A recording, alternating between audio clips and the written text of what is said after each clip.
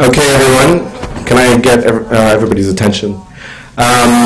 Welcome to the Center for Contemporary Arab Studies, and at a very unique moment, we are discussing today a topic that is literally unfolding as we speak. We are following the events as they unfold in Egypt, and we hope to address some of the key issues that underlie some of the events that we're witnessing today. So the event is Egypt's Days of Wrath, or rage, or anger, or whichever term you choose to describe the current circumstances. And this is a preliminary investigation, and everything is to a great extent preliminary, so we have to take it with a grain of salt. But nevertheless, myself and Dr. Tamim Al-Barghouti will be trying to try to reflect on the current trends and where this may take Egypt in the future. I'll first introduce Dr. Tamim Al-Barghouti, and then I will follow that with some of my own remarks. Dr. Tamim Al-Barghouti is a professor of political science and international relations here at the Center for Contemporary Arab Studies. He completed his studies at Cairo University, the American University in Cairo, as well as Boston University. He is the author of many manuscripts and writings both on Palestinian nationalism and identity as well as Egyptian nationalism. The two texts of particular relevance to the topic of discussion today are Benign Nationalism, State Building Under Occupation in Egypt, and the Ummah and the Dawla, the Nation State and the Arab Middle East. He is also a prominent author in the Arab world, very much recognized across the region, and has published in both Fusha and Palestinian dialect as well as Egyptian dialect.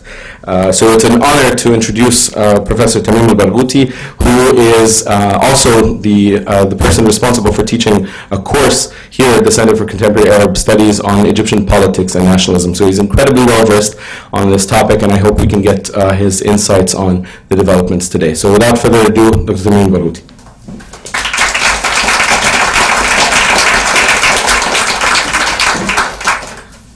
Well, thank you very much, Adel, and thank you for this introduction. And it's more than a pleasure and honor and everything to be talking about this, because this moment in the history of Egypt and the history of the Arab world is so important that it is very difficult for one to control his or her passion when talking about it. When this revolution is completely successful, and I mean, unless something extraterrestrial happens, I'm pretty sure that it will be successful. When it is successful, it will be the first time that a people's revolution in Egypt would bring a democratic system.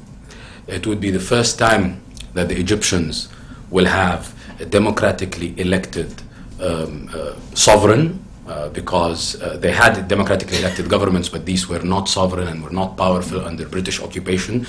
Most of the power lied with the British and with the king. It will be the first time that the Egyptians will be able to really express to the fullest their abilities and potentials, and the significance of this to the rest of the Arab world and to the world in general is huge. I'm going to talk about a number of points, really.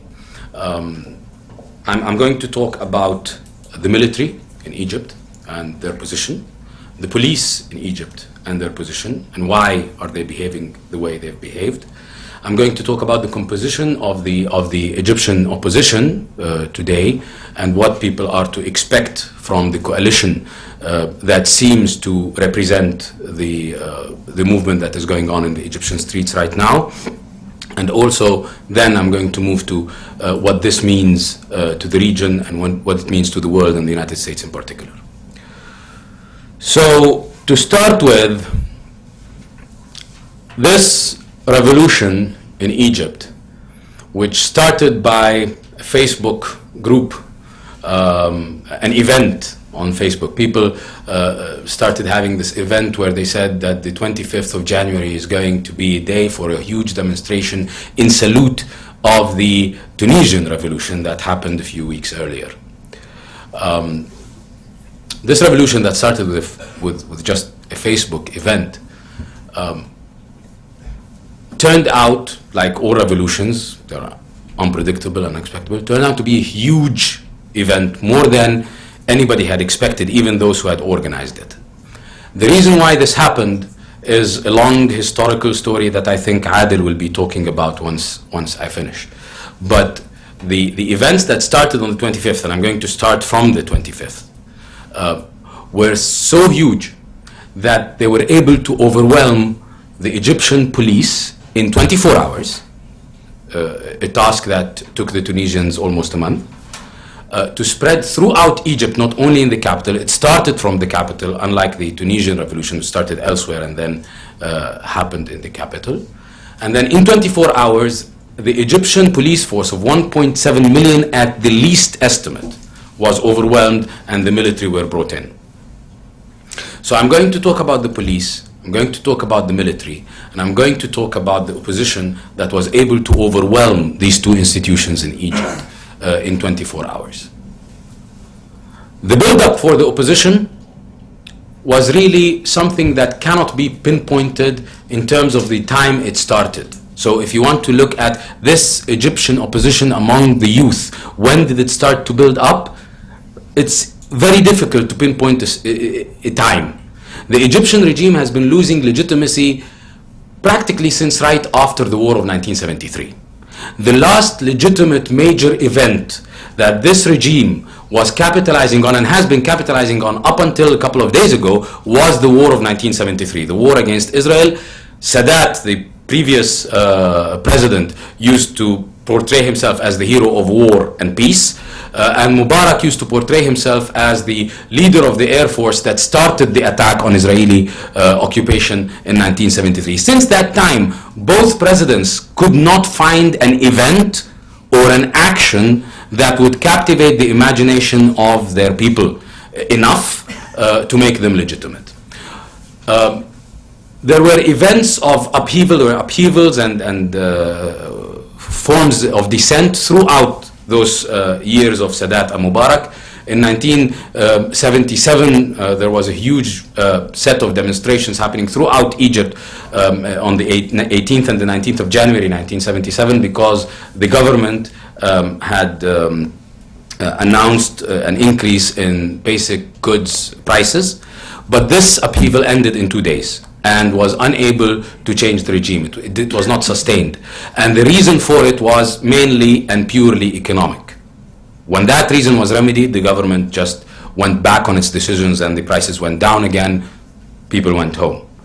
In 1981, of course, there was a lot of political opposition going against Sadat's peace treaty with Israel. He had signed it in 1978, 1979, but by 1981, the opposition against it had built up to such a point that Sadat had to imprison 1,500 people. All of them are the intellectual, cultural, and political leaders of the country.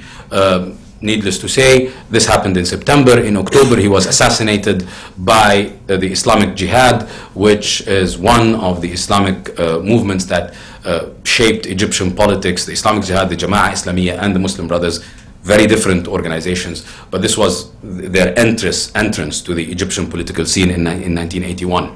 1986, there was a mutiny in the state security forces against Mubarak. These are conscripts, usually taken from the army and given at that time the equivalent of $1 a day as an allowance. And the government had announced that their period of service would be increased from 1 year to 3 years. So they went into the streets with their vehicles, closed the streets and started burning some government buildings, some stores known to belong to rich businessmen, and even a theme park at the time. From the late 80s to the early 90s, 87 to 89, 1991, the Palestinian Intifada was a danger to the Egyptian government, so much so that there was a policy, and Adel will talk about this, in the Egyptian media, not to show any video footage of the Palestinian Intifada, only fixed shots on Egyptian TV. Mind you, this was before people had satellite TVs or internet. And in 1990, when Egypt decided to go to war alongside the United States and against Iraq, there were demonstrations in Cairo University, and they were so big that the Egyptian police had to use lethal force, and one of the demonstrators, a student, was killed. I was a young schoolboy at the time, and I joined these demonstrations, and I was an eyewitness to a strange tactic by the Egyptian police at the time, which was to let loose camels with no riders against the demonstrators. So just to scare them, because you might not be afraid of a human being, or even a human being controlling an animal, but if you have these huge animals just running at you, you have nothing to do but run away. They're always creative when it comes to these things. So this was in the 1990s. From 1994, 1995, 1996, there was a civil war, low intensity civil war going on between Al-Jama'ah Al-Islamiyah, mind you, again, there is Jihad, Jama'ah Islamiyah and the Muslim Brothers, and the regime in the south of Egypt. This resulted in a military victory for the government, though it took some time, and ended up with almost 25,000 people from the Jama'ah Islamiyah being put in jail, and from their prison cells, the leadership of the Jama'ah Islamiyah issued revisionist literature saying that the Jama'ah Islamiyah will denounce violence. Jama'ah Islamiyah and the Islamic Jihad both were violent movements against the Egyptian regime. The Islamic Jihad was more internationally oriented in the sense that its grievances against the Egyptian government had to do with its foreign policy, mainly peace with Israel, alliance with the United States, while the Jama'ah Islamiyah had internal grievances. They didn't like the degree of liberalism, quote unquote, and what they saw as moral decadence of the Egyptian society. Anyway, they were both destroyed. The only the jihad by that time left Egypt, again under government repression, and joined Afghanistan. Ayman al-Zawahiri is from Islamic Jihad. Now he is the second man in Al-Qaeda. So jihad ceased to have any real existence in Egypt. Jama'ah Islamiyah was defeated, leaving Muslim Brothers to be the only Islamist movement in Egypt. The Muslim Brothers are the mildest, and I must say the most peaceful of all Islamic groups in the world. Their current, the most recent positions included, for example, accepting the possibility of having a Christian president in Egypt as long as he was politically elected. They also accepted the possibility of having a woman as a president for Egypt. They denounced violence. Their latest, the last violent act they might have committed maybe was in 1954, an alleged attempt on President Nasser's life. Before that, they had volunteer brigades in 1948 fighting alongside the Egyptian army against the Zionist militias in Palestine in the war of 1948. They were not known for their violent action, and they have been shifting between education and culture, seeing themselves as a group that promotes Islamic values in society, and being a political party in a sense. They wanted to change and participate in government. They were so mild in their opposition that some of their opponents accused them of being in some sort of an agreement with the government, that they were there in order to provide a peaceful Islamic alternative from Jama'ah Islamiyah and Jihad, so a less threatening Islamic alternative to the government. Now, of course, we know that that hasn't been, that isn't true. I mean, it was a matter of debate even when this argument was being circulated. So we came to this point. This point of 2011 has seen a series of events throughout the region that made all of the allies of the United States so unpopular, and the most important of them is, of course, Egypt. In 2000 there was the Palestinian Intifada, and the Egyptian position vis-a-vis that Intifada was seen to be too weak by the Egyptian people. There were demonstrations there. Muslim brothers, again, they participated but not in full force. They had a huge demonstration but was confined in a stadium at the time. In 2003, there was the occupation of Iraq, a terrible mistake by the United States, and added anger throughout the Arab world and especially in Egypt. And in 2005, Hosni Mubarak, after having spent all these years in power, was willing, or actually declared that he was running for elections again, which meant that he wanted to continue for 30 years in the presidency. There were other opposition groups now, non-Islamic opposition groups, also fighting against the Mubarak regime.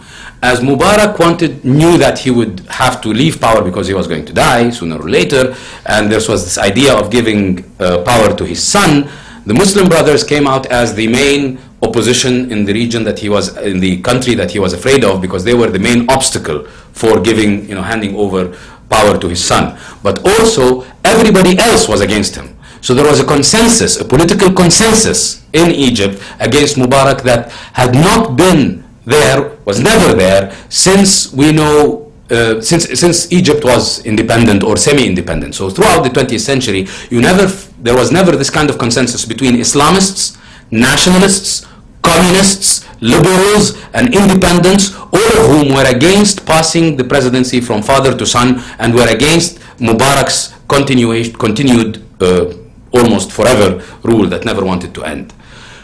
It was at this, also there were the frustrations of Mubarak's continued alliance with the United States. As I said, Palestinian Intifada 2000, occupation of Iraq 2003, the war on Lebanon 2006, and then the Gaza war in 2008, where Mubarak committed the fatal mistake that some Arab leaders commit usually, which is to go into an almost a military alliance with Israel against fellow Arabs.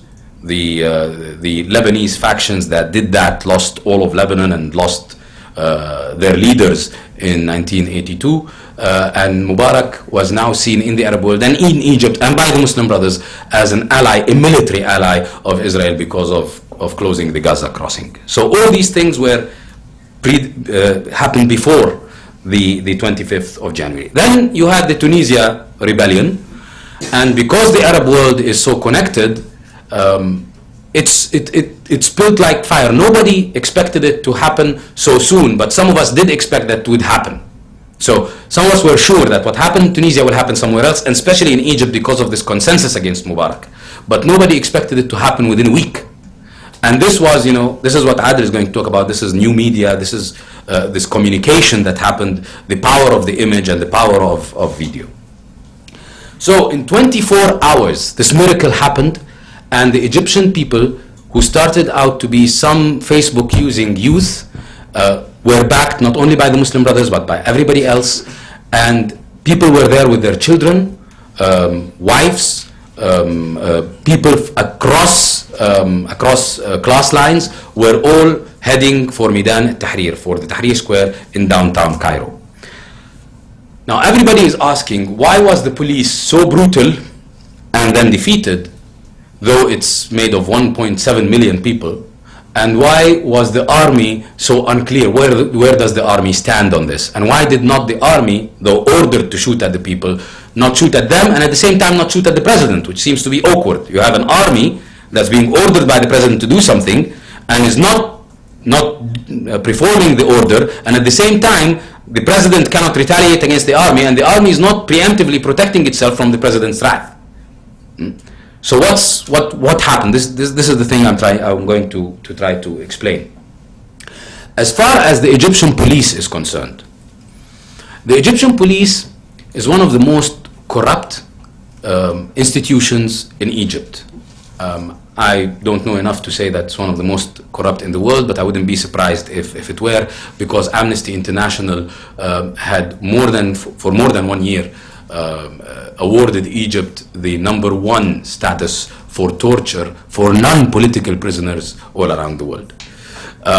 So this police operates in the following manner. The police officer gets promoted depending on the number of cases he presents, the number of people he arrests. So the more people he arrests, the better his career becomes. In order to do that, he needs inside information. The easiest way to do that is to hire a criminal and to have a partnership with that criminal. That criminal working with the police would be immune from the police in return for sharing money and bribing the police. On the other hand, the criminal would provide the police with all the information needed to get rid of his competitors in crime. So the police force is working with the criminals get rid of their competitors, the police gets their cases and they get promoted, and in the meantime they are sharing the loot. Now, also the police can switch their alliance from one criminal to another depending on the degree of the bribe, on the amount of the bribe that is given to them. This is because the Egyptian government, again, and I gave a lot of incidents where it was losing legitimacy, it needed a large police force. Once you need a large police force, you cannot pay it a lot of money because the budget given to the police institution gets divided over 1.7 million people. So you are using poor police officers. They need to do that. They need the bribery and they need to work with the criminals and they need the promotions. So the size of the police, the sheer size of the police, contributed to it being so corrupt. Now, the police officer in Egypt is a career police officer. They stay in the police. Unlike the soldier in the army. The soldier in the army gets conscripted for a year or 3 years and then he goes back to society. So the relation of the soldier in the army with society is much stronger. Society is permanent. The army to him is temporary. With the police officer, it's the other way around. He's always with this organization, with this police, and he's dealing with the society. Even the society of criminals is shifting because he keeps shifting alliances from one criminal to another depending on the bribe. So they have no loyalty to society at all and they have no link to society structurally, these police people. They also have a stake in the continuation of this regime because a change of regime, a reformed democratic regime would mean definitely a much smaller police force. So they would lose their livelihood, what little they get, because you'll have a smaller police force, which by definition would become richer and then less vulnerable to bribery and corruption. Therefore, they are defending this regime despite the fact that they are poor and they are not getting a lot of money out of it. And they are defending it brutally. They defended the regime so brutally in the first day that estimates of people dying in that day vary from 112 to about 600 in the first day. And then, I think, no, these were the numbers only of Friday, which was the one of the biggest, not the 25th, which was Tuesday, Friday. And there are 4,000 injured, confirmed. So we have confirmed 112, and there are around 400 and something missing, so they can be dead or captured, and there are around 4,000 people injured in one day. Now, we have news, our only source on that is Al Jazeera. They are quite credible in Egypt and in the Arab world, is that the reason why they disappeared after the first contact during these 24 hours by the end of the day is that they used all of their gas canisters, that they were out of them, and that the Obama administration, because as you know all of these gas canisters are made and supplied by the United States, they didn't resupply them, and that there were 2 planes, in some accounts 3, that arrived from Israel with these gas canisters, again American-made gas canisters, in order to resupply them.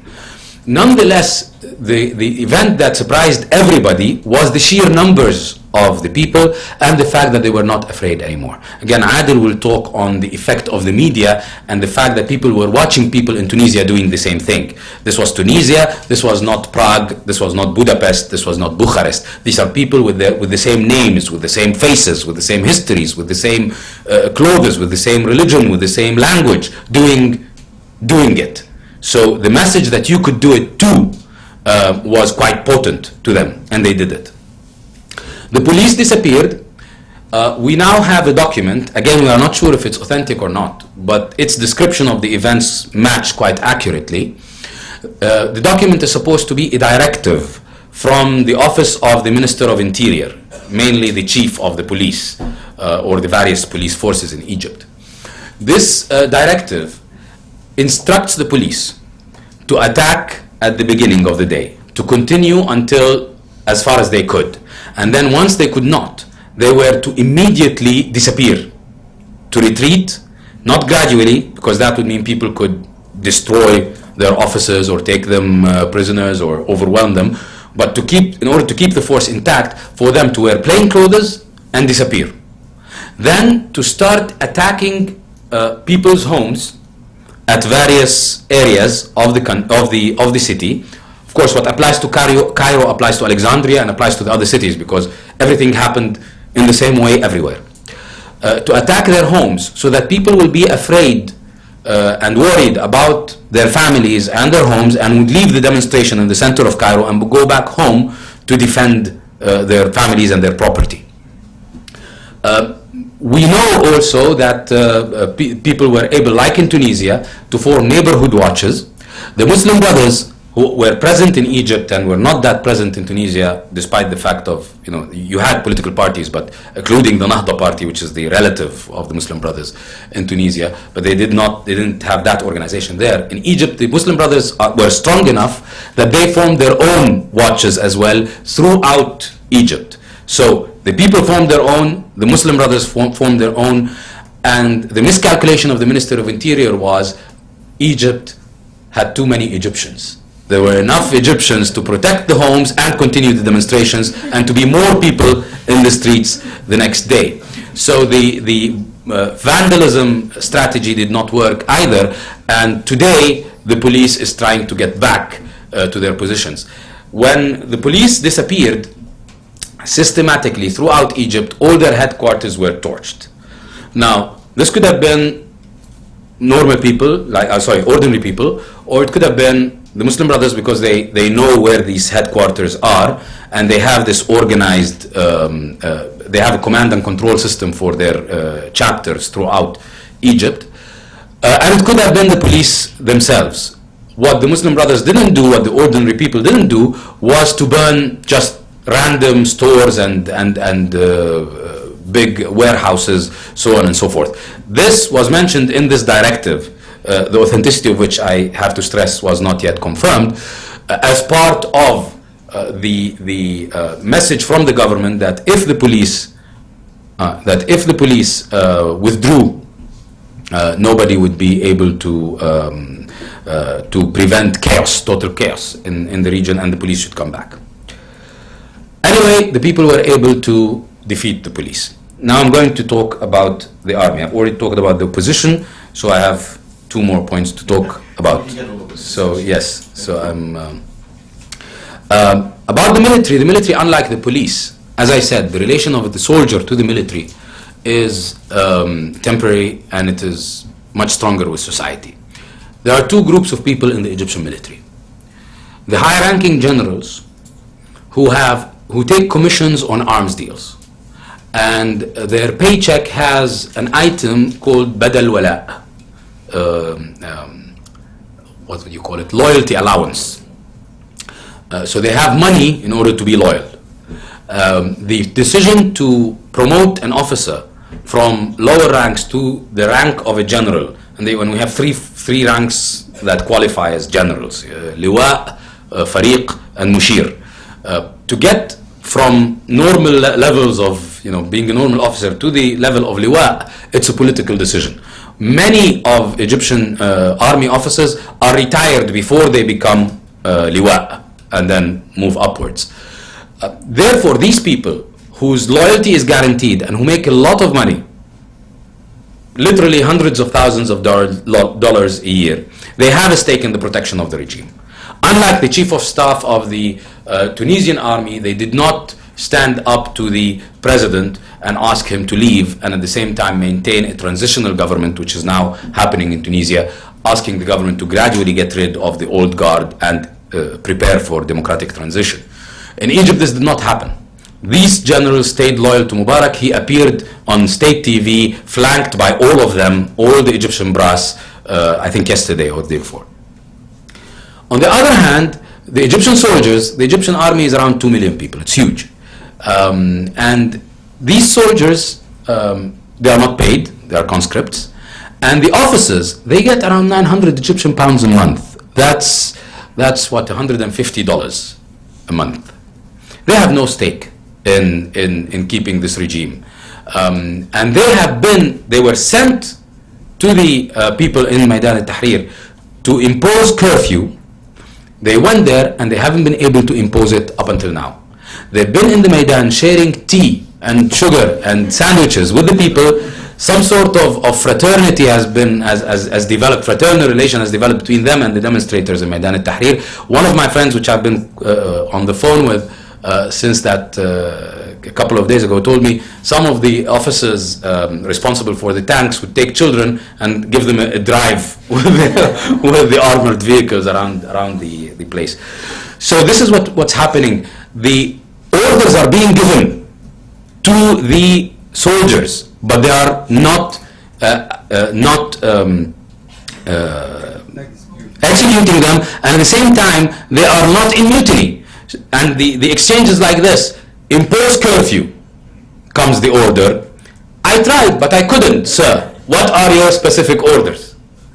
So as to have the generals give an order, shoot the people and massacre them, they cannot do that. So the idea is this, and we are in a stalemate right now. Mubarak thinks that he could continue to rule as long as the people are contained in the square. And the people are in the square and thinking that Mubarak could be shamed into resignation. This was the case up until a few hours ago. Now there has been a decision that tomorrow, because Mubarak doesn't seem to recognize his political dilemma, people are going to march towards the presidential palace. Now I doubt he's going to be there, and there is going to be a possibility of not the army, who declared that they won't shoot at the million-man march, but there's going to be a possibility of the presidential guard shooting people. So tomorrow is a very dangerous day. I'm going to leave the impact of this to the region and the world, the impact to Israel and to the United States, to the question and answer period, and I'll give it to Adel. Adel, of course, is a professor of media and culture here in the Contemporary Arab Studies, and he has a number of publications on Al Jazeera and on Edward Said. His recent book, Reader, on Edward Said has come out this year, and I would leave you with him. He's, of course, from Egypt and an expert on Egypt as well. Thank you.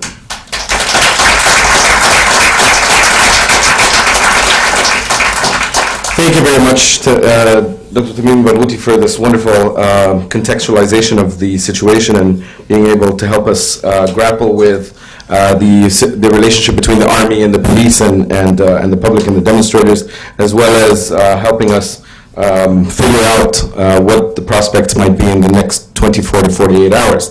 I want to spend a little bit of time talking about the media climate, the media landscape that precipitated this. Of course, we're all incredibly accustomed to the discussion surrounding different new media revolutions. The Twitter revolution, the Green Revolution. I mean, there's a media component to every revolutionary movement. Even the Egyptian revolution or coup d'etat, in this case, of 1952, had a very, very important media component and precipitated the creation of its own sort of propagandistic instruments, in the notably Voice of the Arab, Sawt al-Arab. So it's important for us to take a step back and look at Egypt's media environment.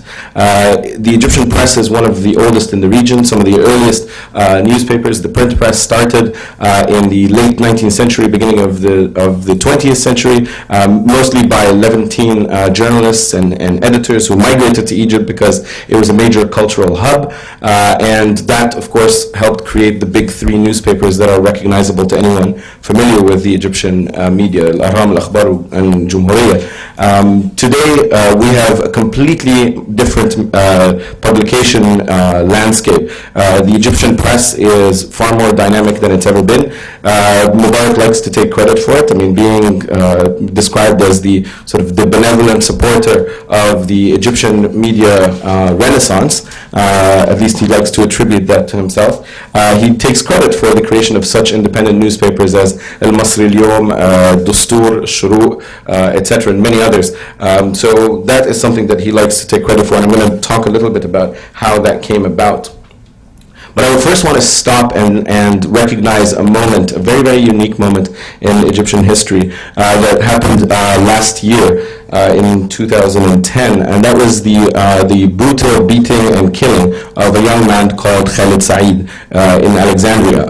It was a fairly typical affair. I mean, something that Tamim had described. I mean, basically, the police have been involved and engaged in a form of bribery where, as he described, you've got the criminals and the police arranging to split the bounty of a particular drug deal.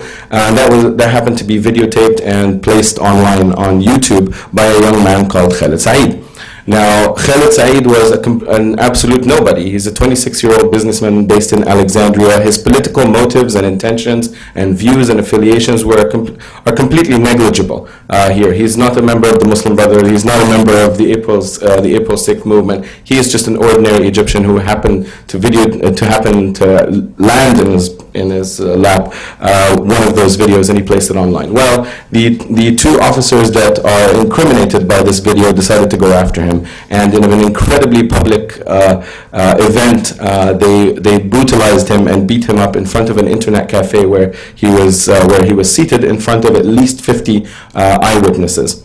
And of course, under normal circumstances, very little of this makes its way out either to the national media or the international press.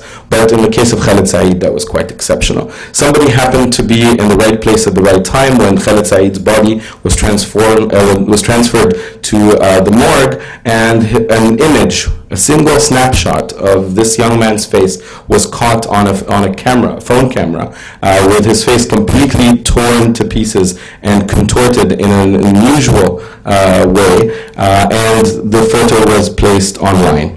And that is essentially the beginning of the Egyptian, in my opinion, the beginning of the Egyptian revolution. That photo circulated very, very widely. Of course, it's not the first incident. There are other examples of Egyptian police brutality that had made their way on the internet. One very prominent case was a video of a young man being sodomized in an Egyptian police station, which became a major public opinion case. And that was revealed by a young Egyptian blogger called Wael Abbas.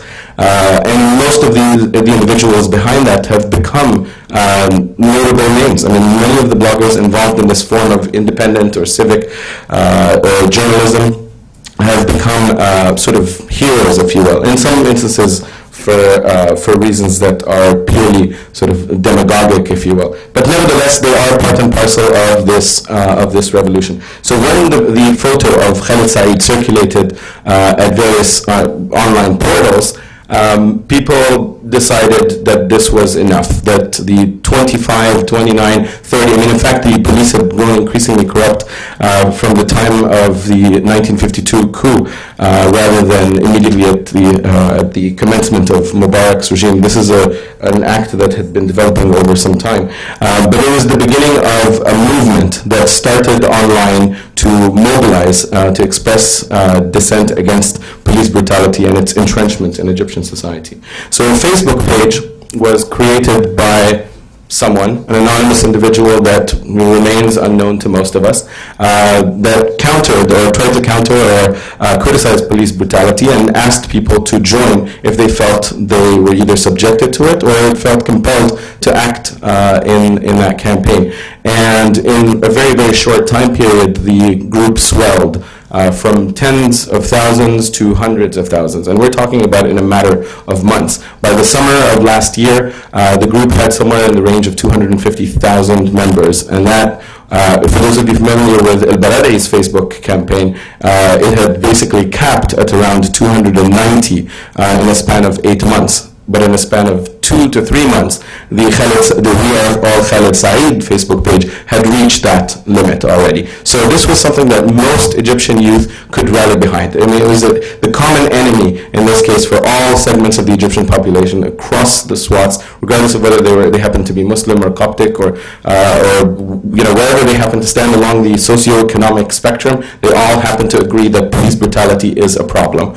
And so this, most people joined the group to show their support, and they convened to discuss the issue and posted various videos, and the campaign all of a sudden metamorphosized from a forum to grapple with police brutality in Egyptian society into an attempt to actually address the police. So all of a sudden, police officers and members of the force are in every family. Every Egyptian family has a police officer in some way, and given their size and their large numbers.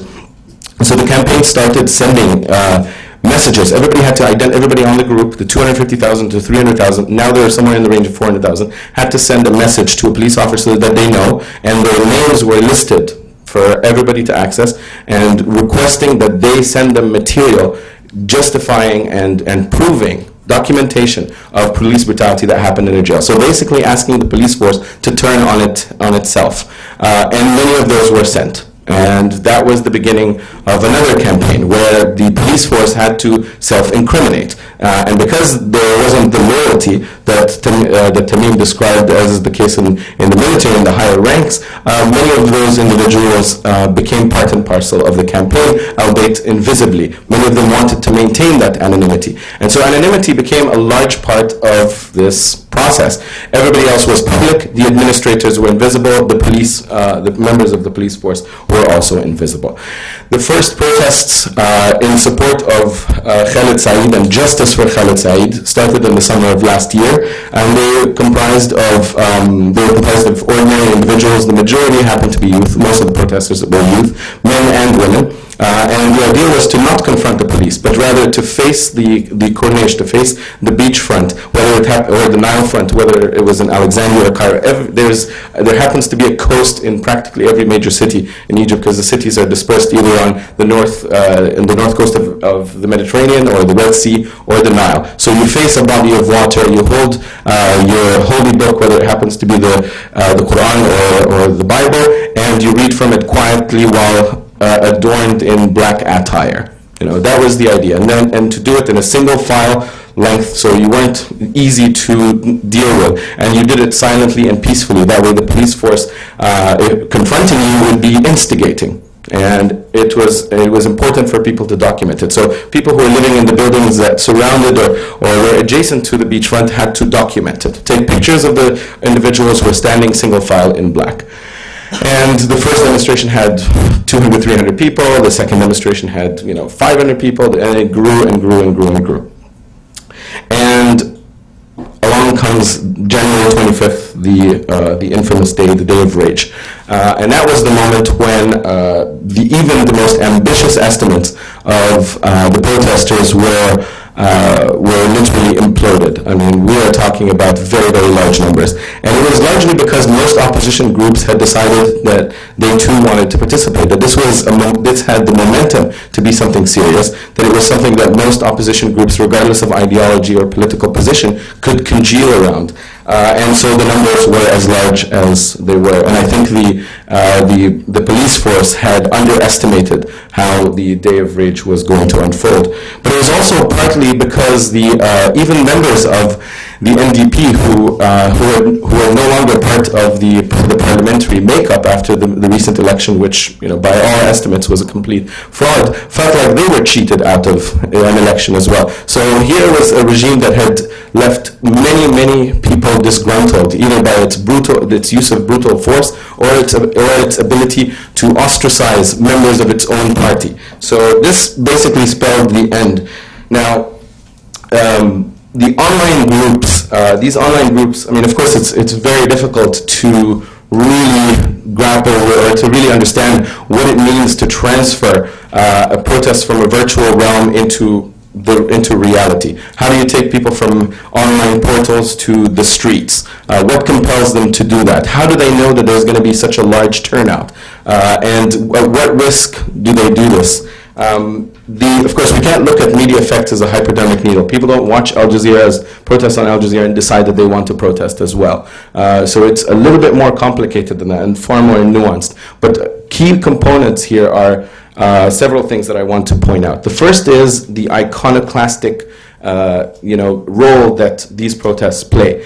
The fact that the administrators of many of these groups were completely anonymous. It didn't matter who anybody was. It didn't matter, and this was a very, very large part of the development of the philosophy of these groups, that we are not affiliated with any movement whatsoever. We are not affiliated with any scriptural or doctrinal or religious group whatsoever. This is completely open to all citizens of Egypt. In fact, if you are not a citizen of Egypt, you are welcome to participate in these protests as well. So falling under the single banner of humanity, and the fact that this is a social justice movement rather than anything else, made it very, very important. And the iconoclastic also revolves around the use of imagery. So the face of Khalid Said, in that form became a rallying image for many, many youth who imagined themselves, who could see themselves in that young man, who was an aspiring businessman. He was of the middle class. I mean, he wasn't someone unrelatable even to the Egyptian intelligentsia, especially the Egyptian elite. So this is very much a key point. The second point is intertextuality. Intertextuality meaning that you can take a single event and connect it to another popular media discourse. So one of the key sort of examples of that also relates to Khalid Said. Because the administrator of this page is completely anonymous and nobody knows who he or she is, this person happened to adopt a popular cultural representation of dissent and dissidence in the form of a popular movie called V for Vendetta by the Wachowski brothers. So the image of the masked Guy Fawkes from V for Vendetta became an image that was transferable, that it didn't matter who anybody was. And many of the videos that were, or excerpts from that film, were taken and dubbed and utilized in such a way so as to compel people to act, and telling them it is, do not fear, we're all in this together. There's an agreement, even though we're silent, we will all have to speak in unison and unanimously and in one voice at one moment, in one space. And, for most people thought, well, this is incredibly ambitious, it's highly aspirational, that it would never actually occur. But on January 25th, it did happen. Why it happened? I mean, there are so many different variables, but it seems like a perfect storm. It had happened in Tunisia. There was the first sort of symbolic victory against a tyrannical regime that shares a lot with the Mubarak government, and the sort of the visualization of a head of state being shamed by their people and then departing and deciding to leave. That in and of itself was incredibly compelling for a movement that had remained nascent for a large part of the past year. I want to sort of also situate this in a larger discussion about media laws in Egypt. Of course, the majority of us are familiar with national broadcasting in the Arab world.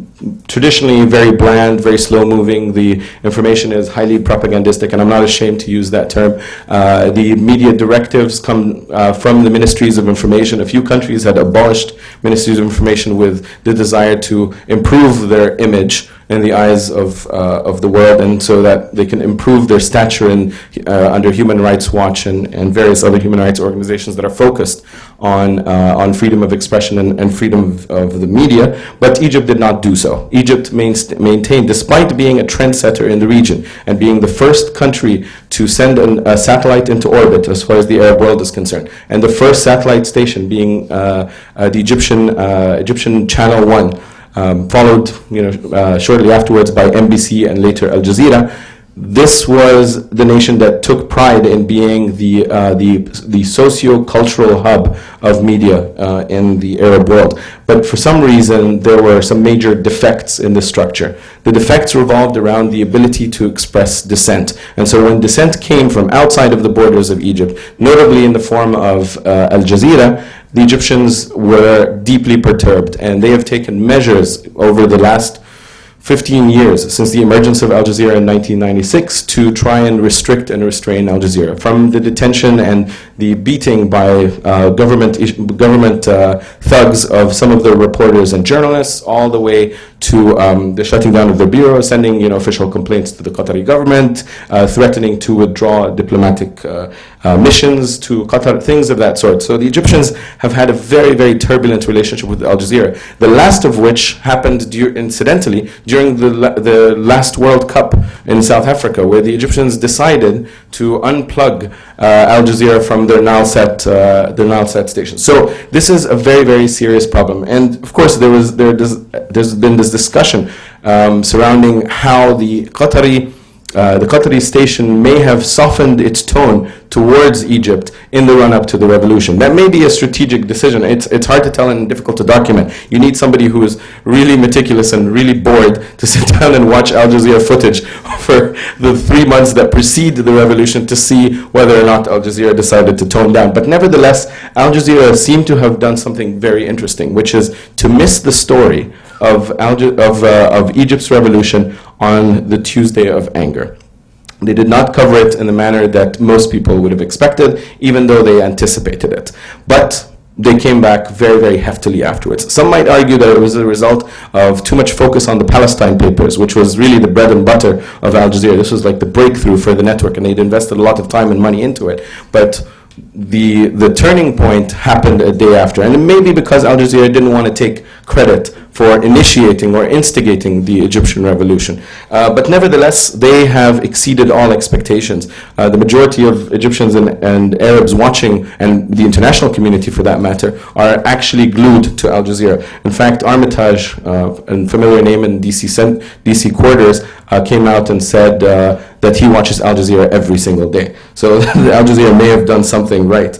But nevertheless, the Egyptian government has tried on many occasions to control Al Jazeera, even going to such lengths as producing a legal document called the Arab Media Charter just a couple of years ago, with the intent of shutting down Al Jazeera from its source because of its indecent acts. Indecent act meaning threatening national security, offending Arab pride, and various other articulations that are incredibly cliche and meaningless to most people. But nevertheless, that was the relationship that Al Jazeera and the Egyptian government had. At this point, the Egyptian government is incredibly perplexed. Do you continue this media blackout against Al Jazeera, or do you allow them to operate? So they've had this tug of war, not just in relation to Al Jazeera, but also new media. The internet realm, of course, I tried to describe to you the precursors to the revolutionary movement and how it may have been precipitated by online activism. But there's also another component, which is a very, very absurd and absolutely surreal incident as far as the history of media. Very few countries in the last 50, 60 years have decided to impose a complete media blackout of their country. And those who have never been of the size of Egypt. An 80 million, at least 80 million population lost all internet signal.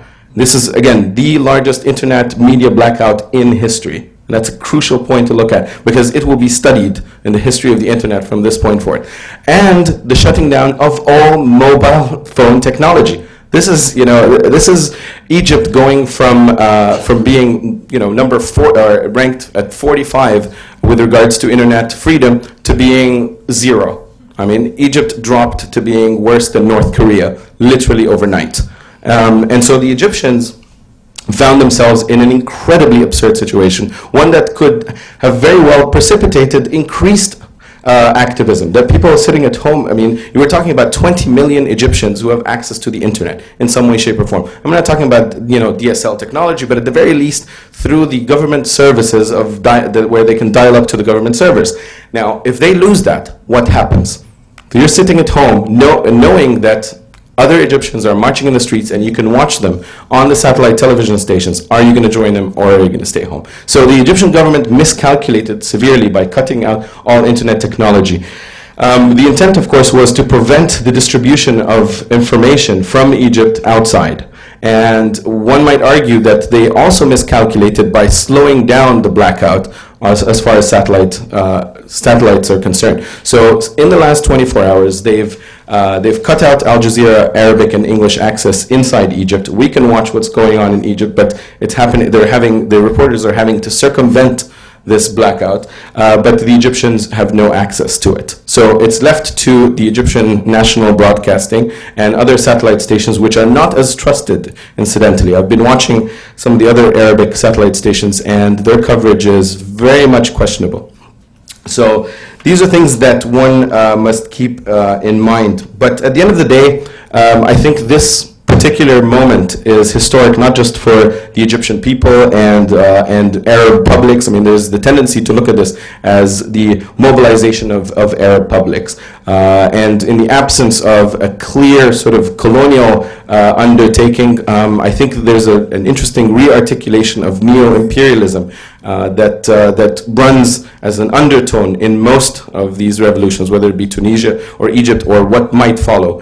But nevertheless, at the end of the day, I think it will be an important moment in media studies history, not just for the Arab world, not just for those Arab media scholars interested in the dynamic within a case-by-case system, but rather a re-theorization of what it means to have internet revolutions and whether or not they are capable of unfolding in a fashion that transfers from online virtual realms to the streets. And so we have yet to see whether or not it actually materializes. But if Mubarak's government were to fall, which seems destined and practically inevitable, then the first internet revolution of our modern age would have actually happened in front of our eyes, and not in an Eastern European country, but rather in the heart of the Middle East, in Egypt.